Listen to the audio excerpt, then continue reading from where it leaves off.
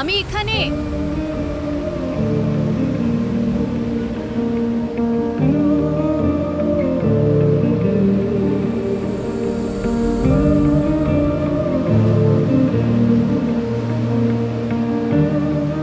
বাস আর আসা যাবে না, দূর থেকেই দেখতে হবে। এক জনমের অপেক্ষা, দূর থেকে দেখে স্বাদ মিটবে। আবার দেখা হবে প্রতি বছর এই সময়। এখানে আসলেই আমার দেখা পাবে। আমাকে তোমার সঙ্গে নিয়ে যাও।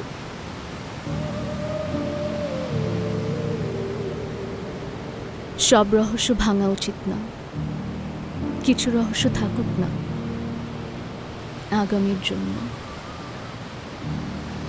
আমার আগামী বলতে তুমি, তুমি আমার সব।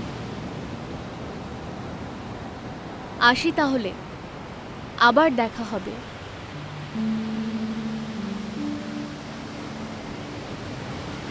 সত্যি আমাদের দেখা হবে।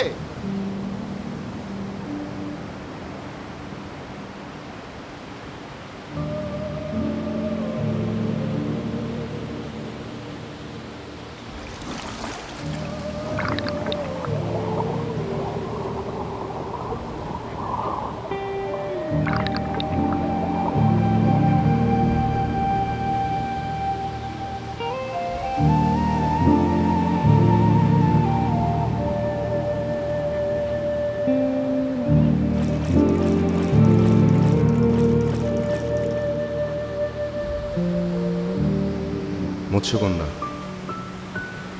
আমার বিশ্বাসকে সত্যি করার জন্য তোমাকে ধন্যবাদ। নিশ্চয়ই আমাদের আবার দেখা হবে।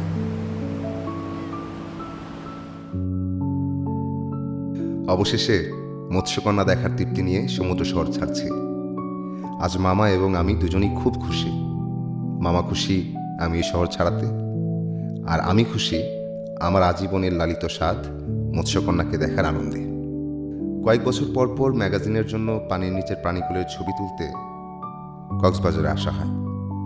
অফিসের কাজ শেষেও বেশ কিছুদিন আমি থেকে যাই, খুঁজতে থাকি আমার মৎস্যকন্যাকে। দুনিয়ার নানা দেশে সমুদ্র অভিযান করলেও আমার বিশ্বাস ছিল আমার মৎস্যকন্যা আমার দেশে আমাকে দেখা দিবে। অবশেষে বিশ্বাস সত্যি হলো।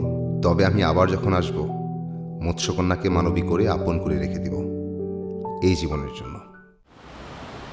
আচ্ছা, এই আপনার গল্পটা কিন্তু ইন্টারেস্টিং। এর জন্য কি আপনি প্রতি বছর এখানে আসেন? প্রতি বছর তো আর আসা হয়নি, ব্যস্ত ছিলাম। দেশে ফিরলাম মৎস্যকন্যার জন্য। মৎস্যকন্যা আমার অপেক্ষায় ছিল নিশ্চয়। আমার বিশ্বাস আজ অনেক দিন পর আবার মৎস্যকন্যার সাথে দেখা হবে। আমি এনে ভাই 6 বছর ধরে থাকি, একদিনও মৎস্যকন্যার দেখা পাই না। তার দেখা কি সবাই পায়?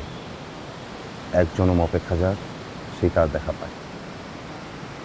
আমার মনে হয় কি জানেন, আপনি এই প্যারাসিলিং এর উপর থেকে উঠলে নিচে মৎস্যকন্যা দেখতে পারবেন, খুব সুন্দর করে খুঁজতে পারবেন।